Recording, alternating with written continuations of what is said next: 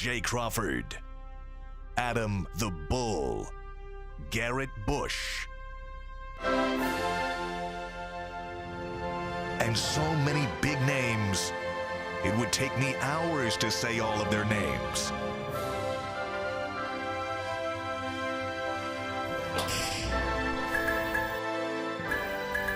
The ultimate Cleveland sports show. Booyah! Yes, here we are, the ultimate Cleveland sports show. Look at Mike Polk. Woo! Over here. Bro. Here we are. The day has come. Baker is gone. He's out of here. Are you sad? Oh, Are you my sad God. today? Of course I am. Look at me. I'm representing. I'm not as like an honorary Baker bro. Yeah. I thought they should have some representation on the panel. That's true with Jay not here. And I do, yes, with Jay not here, I thought that I should represent him and for Baker Bros everywhere. And so I'm doing this somewhat ironically and somewhat sincerely. I recognize that the shirt that I got at Value World Thrift Store is 2 sizes too small. Save it in the comments. I don't need to hear it. Gee, the Panthers wanted him so badly, they might give up a 4th-round pick 2 years from now. What do you think? I'll go ahead and take it. And I'm honored to be sitting here by the president of the Tremont Baker Bro chapter, Micro. Great Lakes Brewery thanks you for being such Micro a Brews! Tyvis, we were practicing earlier. You said you hate Baker. No, he didn't. Whoa. He didn't say that. Wow. He didn't say that. What, No, bro? Well, you didn't get a chance to react yet. What do you think? Baker's gone. He's gone. I mean, it's good for him. You know, it's one of those things that everybody can finally move on. I was so sick of everybody. This story just keep being spent around. Where will Baker go? Will he start again for the Browns? Like it's obvious that the Browns were not going to have him under center ever again. So it's nice that he'll be able to start his career with another team. I don't know how I feel about Carolina. That's because their offensive line was not great. You got Ben McAdoo, who said he was the 6th best quarterback when he was coming out in the draft. He was being generous, let's be honest. So you got Robbie Anderson who had Bring back Josh Rosen. Let's go. Robbie Anderson had his comments, so I'm pretty sure he's team Sam Darnold. You know, it's going to be interesting. Very interesting. That week 1 matchup is one that must see TV. Guys, I'm glad Baker's out of town. I'm sick of Baker. He played decent football, to be fair. He played decent football. He was much better than anything the Browns have had for 20 years. But as I saw somebody, I think it was Ben Axelrod on Twitter, who was commenting on all the lauding of Baker. People want to. Somebody wrote a column about how we should. Baker's one of the game changers in Browns history because he's the best quarterback since '99. So should we have been lauding Derek Anderson for the last 20 years too because he had one good season? Baker's a decent quarterback. I was fighting with Rob Parker and Chris Broussard on their show last night because I think it was Rob. During your time off, you decided to go fight with other people in the evening. When I wasn't trying to fix the problems with my Locked On podcast for 12 hours yesterday. I'm not bitter about that at all. By the way, check out my new podcast, adamthebull.com. Might be available. Yeah, it might be, might not. never know. I have no idea what's Might be going on. available. But I've lost my train of thought. Baker's gone. It's time. It was time for him to move on, and now we can create the drama of now who will they replace him with? The Browns have broken the record, I think, for most quarterback transactions in a season. Think about this: first they traded for Deshaun Watson, then they traded away Case Keenum, then they signed Jacoby Brissett, then they signed what's his name? Josh Dobbs. Josh Dobbs. Thank you. And now they've traded Baker, and they still might not be done because if Watson is suspended for the year, they are probably, at the very least, going to have to make some other quarterback transaction if he's done for the year. Chaos is a ladder. And there is opportunity here, I think. Yeah. And I'm like, my mouth is watering for the possibility of the Garoppolo thing. But before we bury Baker completely, I do think that we should address, and believe me, this isn't a super long thing. Yeah. But I do want to remind everybody why there are people who are upset about Baker leaving despite not the best record. He was actually under 500 in the regular season. Not ideal. Worst record than Brian Hoyer in his Browns. Worst record than Brian Hoyer. Worst winning percentage than Brian Hoyer. By the way, Brian Hoyer had far less talent around him than Baker Mayfield. Far less talent. Okay, in the middle of me trying to stand up for him, let's stop burying him. It's okay. You got to let him get his flowers. Let him get his flowers so he can smell them. This is why people are some people are upset about the Baker thing, and people want to give him credit for his time here. Yeah. Here's the reason. 1 second. I got it. Here it is. Ty Detmer, Spurgeon Wynn, Jeff Garcia, Trent Dilfer, Baker Mayfield. All right. Now, those are some of the people that preceded this man. And like in any situation, so much of everything is relative. And I know that I'm not telling anybody anything about how we've had bad quarterback play here. But you do have to remember that some of these young people, particularly the younger Baker bros in this age demographic, and I'm if you're this old and you're a Baker bro, then brother, you got some issues, just so you know. But the younger guys, they never got to see good football. They never got to see anything fun. They only got to hear our stories. They got to hear about Bernie Kosar days. And even we didn't get to see a Super Bowl, but at least we got to see competence. They got to hear our old dads talk about Otto Graham and stuff. They only got to live these experiences vicariously. They had a couple of teases, like you mentioned, back in the day with Derek Anderson, that amazing year, and everybody was like, is this it? But even in the back of our minds, we knew that wasn't it. Didn't we? Didn't we know that that wasn't a real thing that was going to sustain? Yes. So this was their first time that they actually got to have somebody, a guy of their own generation, go out there and do something that actually made them happy as Browns fans so that they weren't just getting hammered in the Muni lot every Sunday for no good reason. And that is why we have this connection. It's because of the terrible past that we've had. I think it's one thing that you like. I'm a big fan of history, so you look back at history and you try to figure out what guys do and what other similar situations have there been.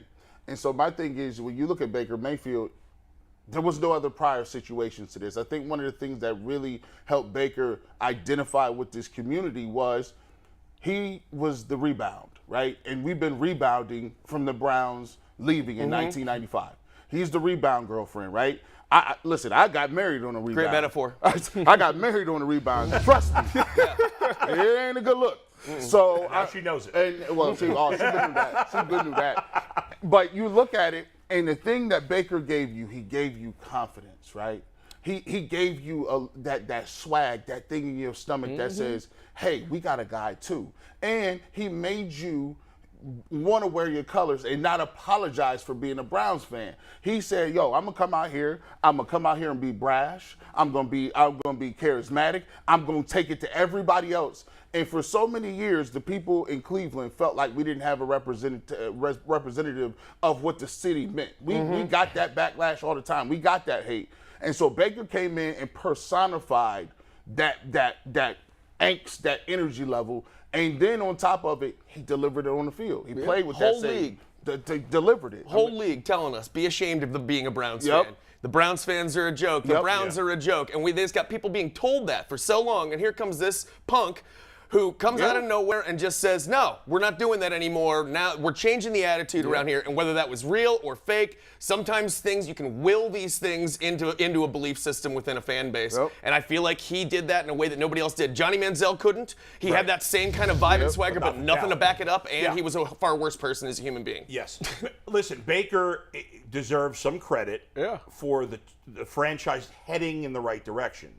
But ultimately, you have to always be looking to get as good as you can at the most important position. That's what they've done here. Baker is, I've used this comparison once before, I'll use it again for those who haven't heard it.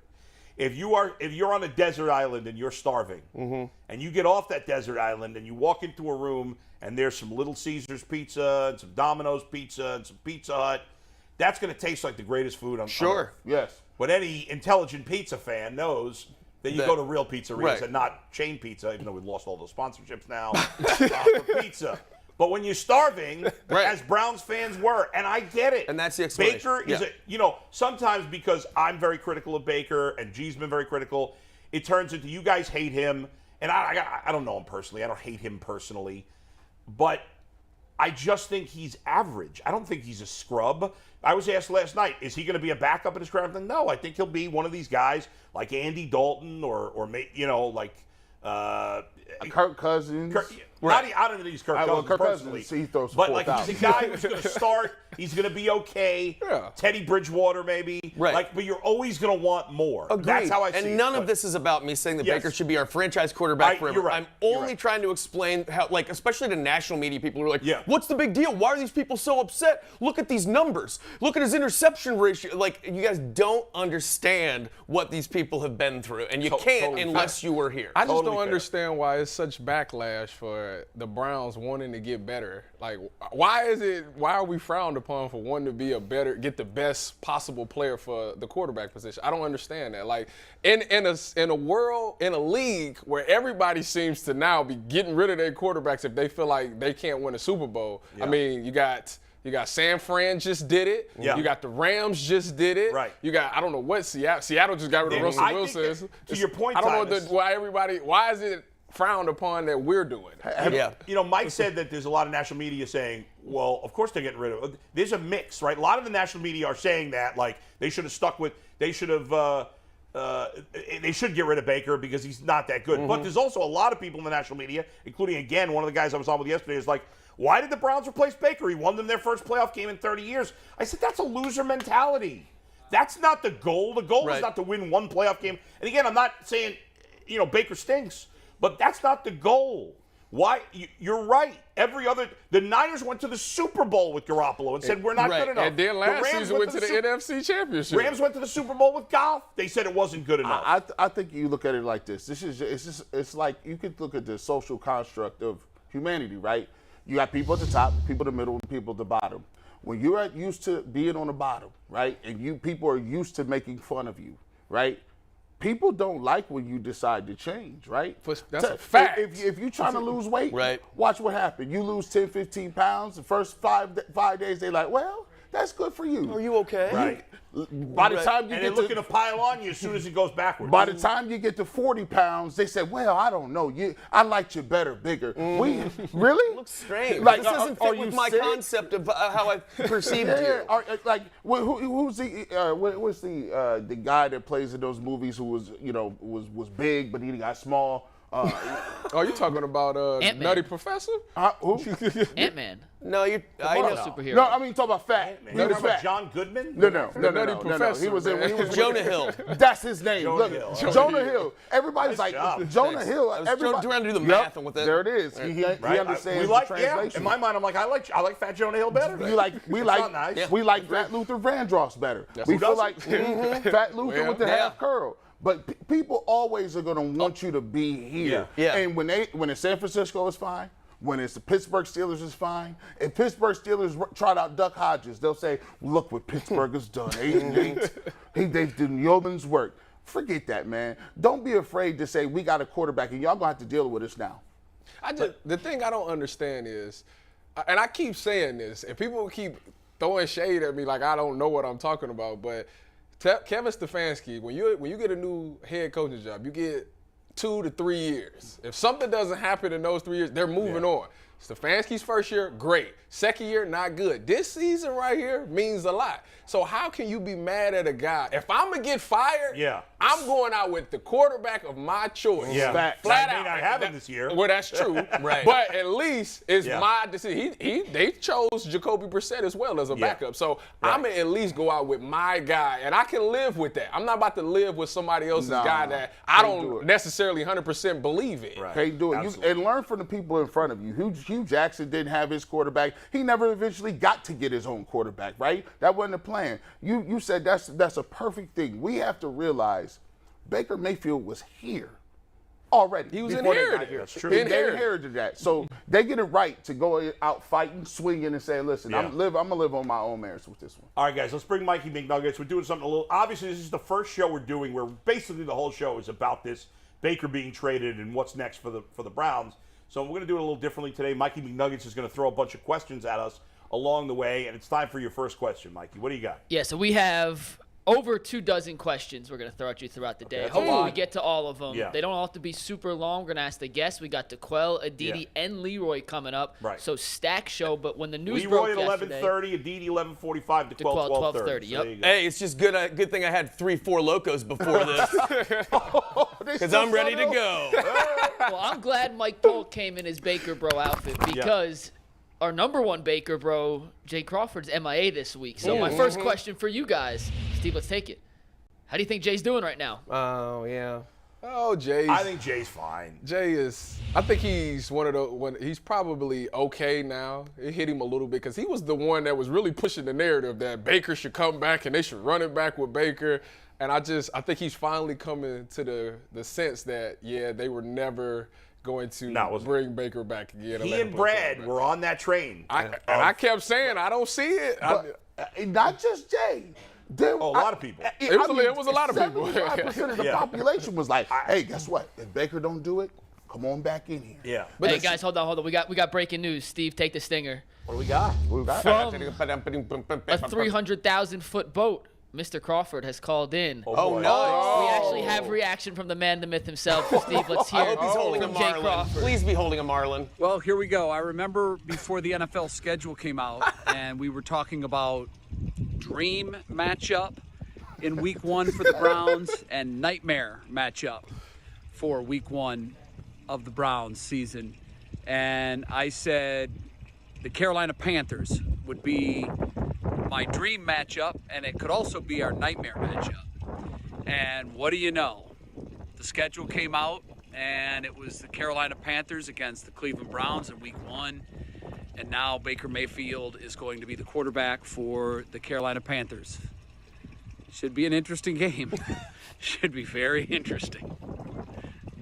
See you guys Monday. Wow. Talk about saying absolutely nothing on a boat. No, it is hard to feel bad for a guy on a boat, though, isn't it? Can we agree on that? Like, I can't sympathize. Can we agree he was sockless as well? Yeah, he was definitely sockless. Definitely. No doubt he was By the way, Jay's a guy, and obviously we haven't known Jay that long. I've only known him well for 2 months, knew him a little bit before that. But Jay's a guy, to his credit, he seems like a guy that doesn't get too high, too low. No.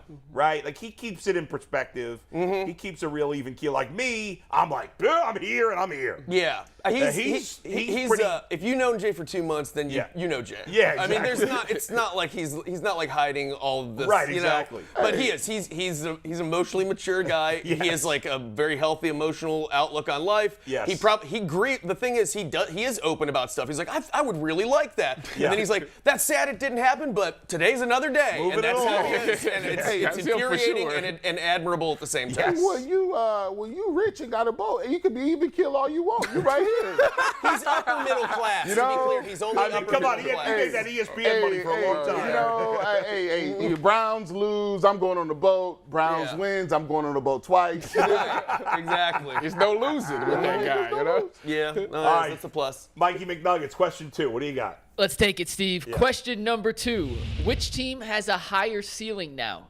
Carolina with Baker or Cleveland with Jacoby Brissett? It's actually an interesting question. That is a good question, interesting guys. question. I still think it's the Browns. Obviously, Baker is better than Jacoby Brissett.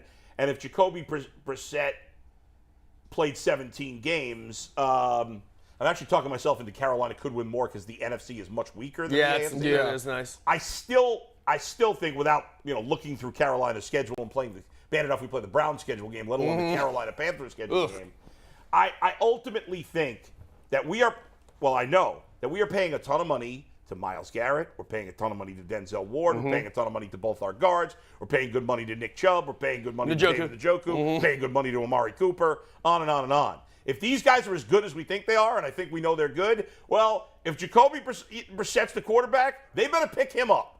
Because he's not a quarterback that's lifting up the rest of the team. The rest of the team's got to lift up the quarterback. And if Jacoby Brissett just doesn't make mistakes, right? If he hands the ball off, throws for a decent completion percentage, and doesn't turn the ball over a million times, I still think the Browns can win a decent amount of games. Are they going to the playoffs with Jacoby Brissett? Probably not. Are they winning a Super Bowl with Jacoby Brissett? No chance. Yeah. But still a good competitive team? Yes, if he played 17 games. So my question is, you talking higher ceiling for this season? We talking this season, or right? just That's a good overall? question. Good qualifier. Okay, because I assume neither will be a quarterback for their team. So this season, the Browns should definitely win hands down, and I'm gonna tell you why. One, it's a whole offensive change. Ben McAdoo's first year there, that offense is not going to pick that playbook up in that quick. Two, they offensive line was horrendous last year. I mean, they're going to have a rookie left tackle this season. We don't know how he's going to pan out. Right. So we know Baker doesn't handle pressure well. Right. And on top of all of that, you got Baker coming in. Now, granted, this will be his 5th playbook that he'll have to learn, so he's shown that he can learn it. So he won't get the whole offense. I think it'll be one of those things that has to go week after week. We'll add more onto your plate. But coming into that Browns game, it shouldn't be a complex playbook for him, because you can't throw a guy a whole playbook and expect him to just pick it up and know it all in 1 week or 2 weeks of training camp or whatever it is. So I'm going with the Browns with Jacoby Brissett at the quarterback position. Like I say, if Kevin Stefanski can have a decent season last year with a banged up Baker Mayfield, and he's bringing all those people back with more receiving weapons and stuff like that, he has no excuse to not go above 500 this season. Plus, guys, tons of continuity on the Browns outside of the quarterback and the wide and Amari Cooper. The defense is basically the same with a couple of small additions. All the coaching staff is unchanged, right? And you think about it, Carolina's only really good skill position player is McCaffrey, who's been injured a lot the last 2 years. Right. Well, they got DJ Moore. DJ Moore. I like the. Who you taking, DJ Moore or Amari Cooper? I'll stop. Come on now. Come on. You're not going to do that. Well, you guys just hold on. We'll take the rest of the receivers, though. I'll take I like the rest of their receivers past. More than ours. Right. I mean, Robbie Anderson's all right. DJ Moore, Robbie Anderson, and Higgy. Yeah. He was here. He wasn't that great. He was successful with Baker. All right. Yeah, Baker had like a connection. Hey, by the way, we'll get into that in a second, but just to add to his point, it is like the fact that it's not a matter of who's better. If we're talking about this year, then you're right. This Browns team's ready to go. They are way more turnkey at this point. That guy can just be a caretaker quarterback. But Baker, not only is he Baker, he's going into this new system, learning this whole new playbook. Everywhere he goes, he brings chaos too, like personality-wise. Remember that. Do you think that's going to get easier now that he's in a quarterback competition with Sam Darnold and this rookie that they have too, who people are going to want to see? And he's also got his offensive coordinator who has already stressed that he thinks Josh Rosen is better than him. That's not ideal. They that's should not sign Josh Rosen. Right. They should add him in. Honestly, throw him in the mix. Why not? So I think just the chaos factor going in there is one of the things that's going to be working the most against Carolina this year. I got to make an admission real quick. The only reason, the main reason I wanted Josh Rosen to succeed coming out of college is because, like me, he's Jewish. I knew it was coming. And he's there's no Jewish quarterback. I mean, there's barely any Jewish football players, period. But there's no Jewish. The last Jewish quarterback, I believe, was Jay Fiedler for the Dolphins. Remember him? And so I'm like, we got to have one. Right. Have one of my guys. At least they admitted. I'll bet one of those ones from the 50s was Jewish and just never told anyone. The only thing about Jewish owners. There was plenty of Jewish owners. I don't have that Jewish owner money, though. That's what counts. It was only one comment that Josh Rosen made that kind of rubbed, I think, a lot of players in the NFL the wrong way. What's that? When he said something like, if I don't succeed in football, I won't be working at McDonald's or something. Like, I don't that need was just football. dopey statement. He shouldn't have said not ideal. So, going back to Baker, I'll say this. Everybody seems to be under this premise that the Browns will have a higher ceiling. I look at the way the question is asked and say, when you talk about ceiling and you're looking up here, talk about what Baker Mayfield is going to do to the Carolina Panthers. Yes, he might not know the playbook, but one of the things he's going to be playing fast and free. He's going to be playing pissed off. And one of the things that we cannot deny is Baker has infectious energy. When he comes into your locker room, it's going to be a night and day premise from what they saw in Sam Darnold to Baker Mayfield. There are going to be some guys that rally around him. And at the top of the game, too, you got to look at who's in that division. He's going to play against Jameis Winston twice. He's going to play against Marcus Mariota twice. Obviously, Tom Brady. But if you look at the NFC and you look at what the AFC is, I think the ceiling for the Carolina Panthers is playoffs. Wow. The ceiling just because they're such a terrible division. Yes. Ceiling for the Browns is with Jacoby Brissett a whole year, 8-9 wins maybe. So I take the ceiling for the Carolina Panthers. I would. By the way, Bet Online had the Panthers' odds of winning the division, winning the NFC, and winning the Super Bowl as worse after the trade, which surprised me. Here's the odds right here. You can see. Look at this. Now, I tweeted for the this record, yesterday. Bet Online was the only one that did it Yeah, this the way. other services the other went the ones other way. went down to give them a little better odds once they got Baker, but we are part of Locked On Network. This Yeah. is Locked On's betting sponsor, so we're going to use Bet Online, and they think they have a worse chance now with Baker than Now, they I did think before. I don't know why they did that. That doesn't make any sense to me. But even the services that changed it in a positive way, it wasn't a significant difference. It was very marginal, Yeah. good or bad or better or worse is a better way to say it. Clearly, but it didn't change much. A few months ago, I tweeted, I don't see the point of Panthers trading for Baker because it doesn't move the needle in terms of playoffs. And people went nuts. You don't think he's better than Sam Darnold? Of course I think he's better than Sam Darnold. I just think it's not enough of a difference that the Panthers are significantly better. Right. But I do think they are better than they were yesterday. Doesn't it seem like I know that they're trying to get better, obviously.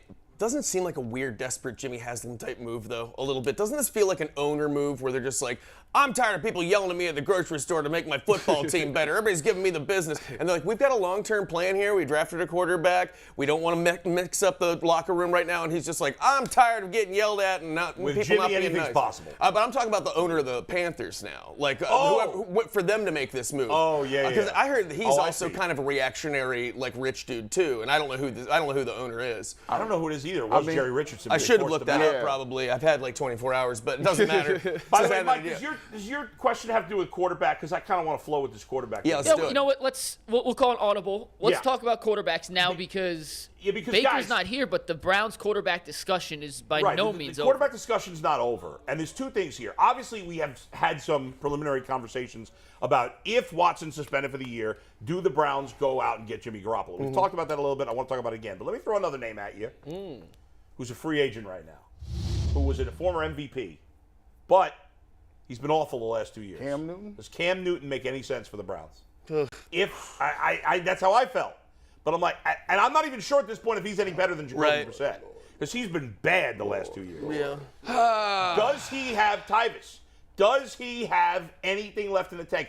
It's not that long ago that this guy was still a high-level player. Damn, Ty, this is a tough question. You go first. If Watson is suspended for the You go year, first, dog. would you? And for let's say they go after Garoppolo for whatever reason they can't get Garoppolo, and I don't know, maybe they'll just stay with Brissett. But let's say they go after Garoppolo, they can't get him. Would you consider Cam Newton? Would I consider it? Yeah. Yeah, I consider Would you do it ultimately if you couldn't get Garoppolo? I don't know if I would do it. Are you worried about him from a locker room perspective? Not at all. Okay. It's not even Then what's that. the downside then? Because to me, when I watched him play these last couple He's of seasons, shot. I feel like his arm strength is just not the same. Yes, Now, granted, like I said, I don't know outside of Anthony Schwartz, and we ain't got nobody that's really taking the top off of a defense. Right. So he ain't really got to worry about throwing that deep ball. And he does bring the mobility aspect because, I mean, he's 6'5", 240. That's hard for anybody to tackle. But I don't know how well he protects the football as well. And you even said yesterday with Jacoby Brissett, he at least protects the football. That's and true. if you can protect the football, you can go a long way in this league. First of all, let's get the chat gang involved. Hey, let me see the ones if you like Cam Newton. Put the ones in the chat if you like Cam Newton. 2 if you say hell no. 2, you don't want no parts of it. That arm strength. Number 1, if you like Cam Newton. Now, for me, I look at it in terms of what Tyvis said. I've been looking at his arm strength not only last year but the year before that. I look at his year that Baker in 2018 played. Yeah. And I just didn't recognize the velocity. It's almost like he's shot putting the ball. Yeah. He doesn't have that same kick. Any chance that could come back? No. That's like somebody say you lost a step. I mean, you got to think about it. This is a man who, when he got released, he had those workout videos, going hard, working out with Odell. I'm coming back with vengeance, and he came back with the Patriots. And he the arm strength still wasn't there. So it's like, I think it's nothing gone. you can work out. By the way, last year, we're going to bring in Leroy in just 10 seconds. Last 3 years, Cam Newton has started 25 games, 2 games in 19 with Carolina, 15 for New England in 2020, and then Carolina again last year. He started 5 games, played a total of 8. And in those 22 games, roughly, he has thrown 12 touchdowns and 16 picks. Yeah, And shout out Robin want that to Lochner, go that the Browns women's group founder who came in a couple weeks ago and suggested Cam Newton before all this. Yeah. So Yeah, she did. she was Yep. the OG Cam Newton.